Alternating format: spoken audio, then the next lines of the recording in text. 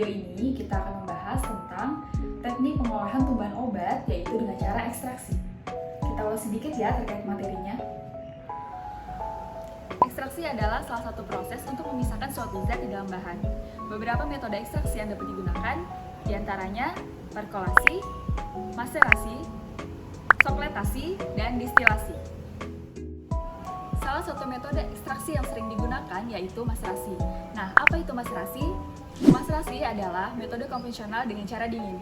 Pada proses maserasi, itu biasanya bahan simplisia yang akan digunakan dikeringkan terlebih dahulu dan dihaluskan, kemudian direndam dengan menggunakan bahan preaksi, yaitu pelarut organik. Apa sih keunggulan dari proses maserasi? Prosedur dan peralatan yang digunakan pada proses maserasi itu sederhana dan tidak dipanaskan, sehingga bahan alam menjadi tidak terurai. Jadi, di dalam proses maserasi terdapat beberapa tahapan, diantaranya pengambilan bahan baku, penanganan dan persiapan bahan baku, proses maserasi menggunakan pelarut organik, penyaringan dan pemekatan hasil maserasi menjadi ekstrak. Nah, untuk lebih jelasnya, mari kita simak bersama. Tahapan awal sebelum melakukan maserasi yaitu mencari bahan baku yang akan diekstraksi terlebih dahulu. Di sini kita menggunakan tumbuhan tahungai pada bagian daunnya. Sebaiknya untuk pengambilan bahan baku ini dilakukan di pagi hari. Kenapa? Karena kadar kandungan senyawa dalam tumbuhan masih stabil sebelum proses fotosintesis berlangsung. Pilih dan ambil bagian daun yang terlihat baik dan tidak terkena serangan hama penyakit.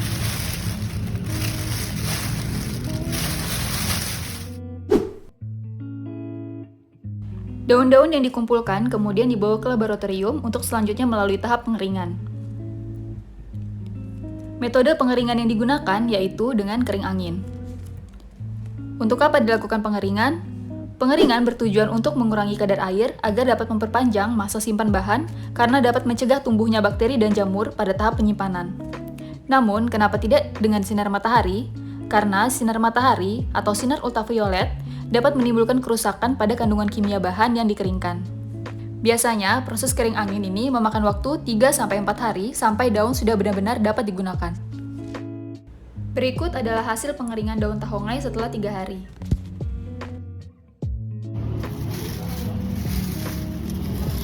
Nah, ini adalah daun yang telah kering. Sedangkan yang di sebelah kiri ini, daun yang belum kering. Terlihat perbedaannya bukan? Bahan baku yang sudah kering ini biasa disebut juga dengan simplisia.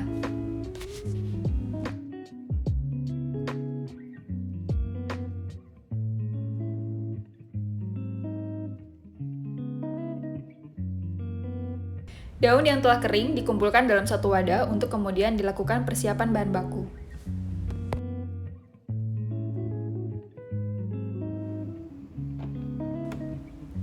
Di dalam tahapan persiapan bahan baku ini, kita melakukan pengecilan ukuran bahan. Pengecilan ukuran bahan yang dimaksud yaitu dengan cara melakukan penyerbukan pada daun yang telah kering menggunakan blender. Tujuan pengecilan ukuran bahan ini yaitu untuk memperluas permukaan bahan sehingga mempercepat penetrasi pelarut ke dalam bahan yang akan diekstrak.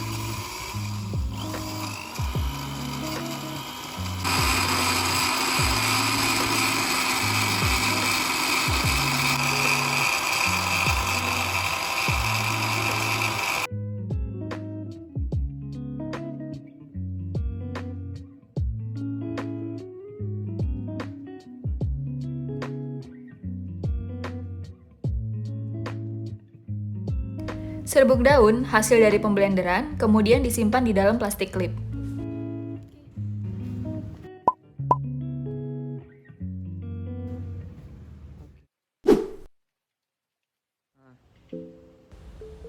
Selanjutnya dilakukan proses ekstraksi yaitu dengan metode maserasi menggunakan pelarut organik. Serbuk daun kemudian ditimbang sebanyak 10 gram ke dalam gelas piala.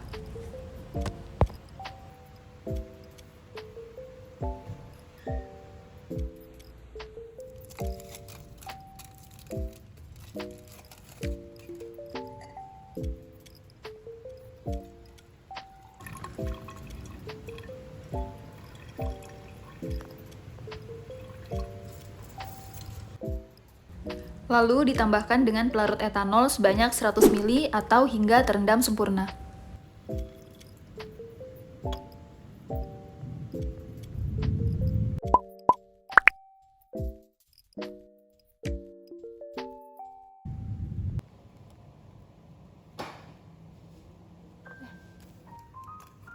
Setelah bahan terendam sempurna, selanjutnya mulut gelas ditutup rapat menggunakan aluminium foil dan plastik wrapping agar menghindari penguapan pelarut saat proses maserasi berlangsung.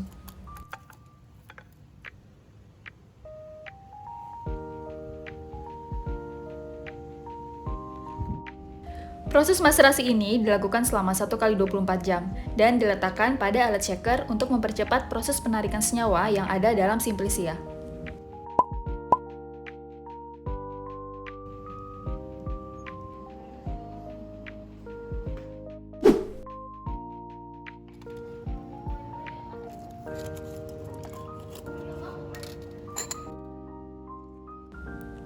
Hasil maserasi kemudian disaring dengan menggunakan kertas saring untuk memisahkan antara larutan dan ampasnya.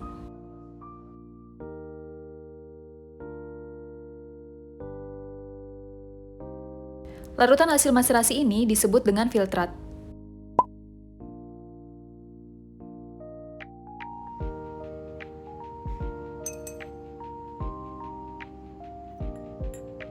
Selanjutnya, filtrat disiapkan untuk tahap pemekatan, yaitu dipindahkan ke dalam labu evaporator. Pada proses pemekatan ini menggunakan alat rotary evaporator. Mari mengenal bagian-bagian dari alat rotary evaporator. Yang pertama, terdapat kondensor. Kedua, aspirator. Ketiga, water bath. Dan yang terakhir, terdapat ice water circulator. Perangkat alat evaporator dinyalakan terlebih dahulu seperti ice water circulator dan water bath.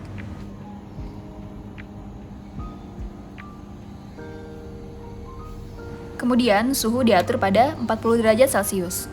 Proses evaporasi ini dilakukan pada suhu 40 derajat Celcius karena ini merupakan suhu yang aman digunakan untuk senyawa yang terkandung dalam sampel yang belum diketahui berapa titik didihnya.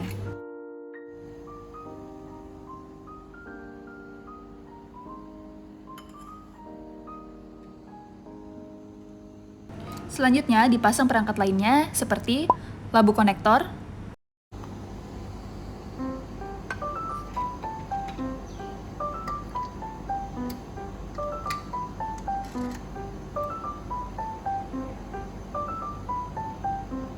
dan labu penampung. Filtrat yang telah dipindahkan ke dalam labu evaporator tadi kemudian dipasang pada labu konektor.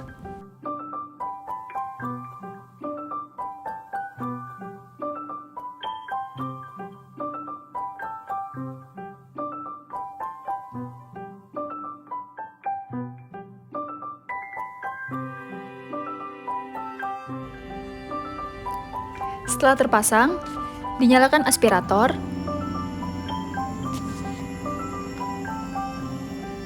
kemudian nyalakan kondensor. Jangan lupa mengatur kecepatan rotasinya.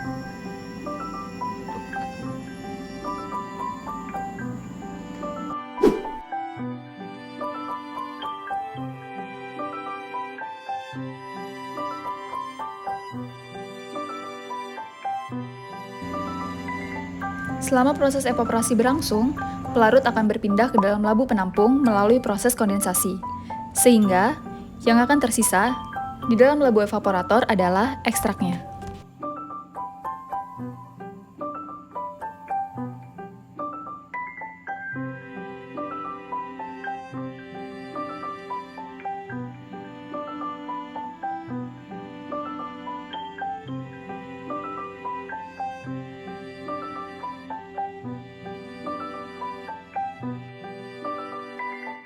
Ada hal yang perlu diperhatikan dalam proses evaporasi. Bila terjadi bubbling, segera buka katup pada kondensor.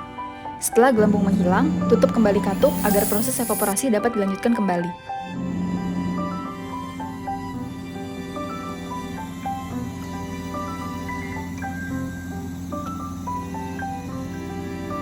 Setelah filtrat mulai mengental dan pelarut sudah tidak ada yang keluar lagi, proses evaporasi dapat dihentikan.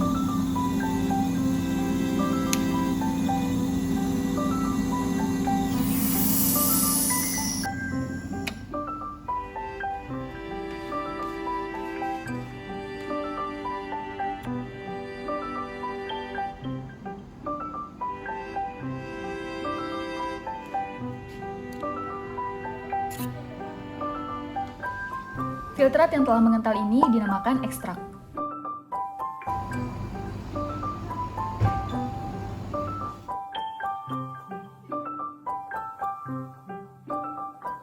Selanjutnya ditimbang berat botol vial yang akan digunakan sebagai wadah ekstrak.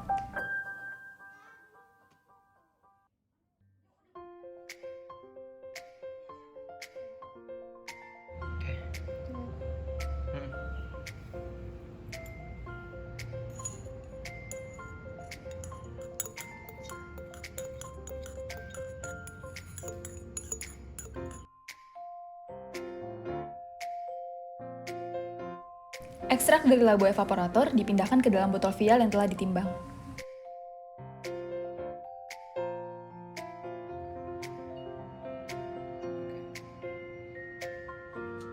Sisa-sisa ekstrak yang menempel pada dinding labu evaporator dilarutkan menggunakan pelarut aseton. Kenapa menggunakan aseton? Karena aseton memiliki sifat yang mudah menguap.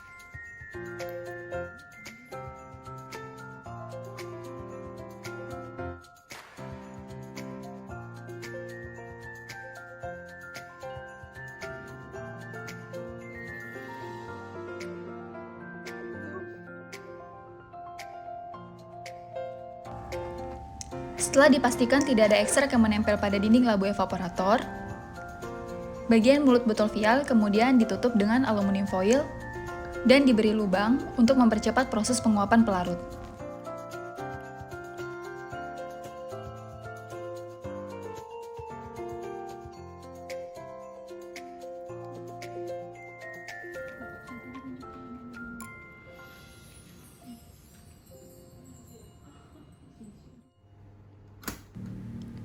Selanjutnya, ekstrak disimpan di dalam oven dengan suhu 40 derajat Celcius hingga ekstrak mengering.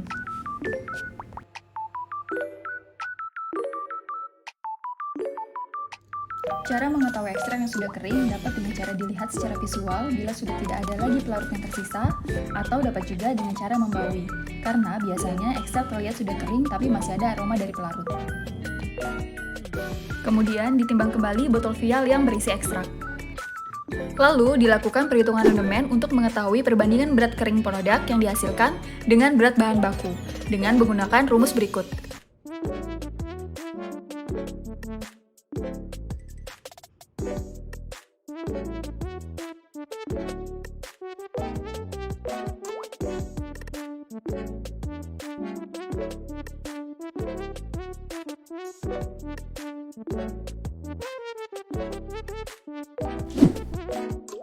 Ini ekstrak daun taongle yang telah diperoleh dan siap untuk dilakukan pengujian selanjutnya.